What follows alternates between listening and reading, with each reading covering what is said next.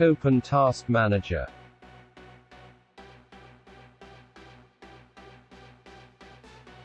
Close all Battle.net services.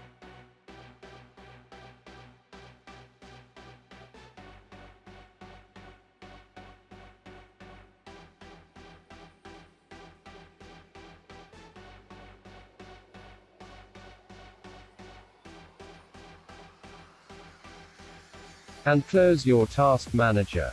And press Windows plus R button.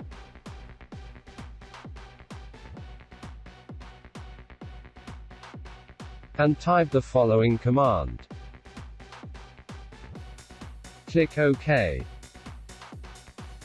And find Battle.net and Blizzard Entertainment folder.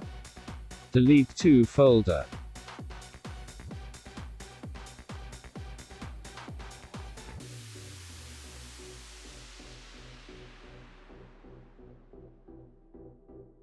And restart computer.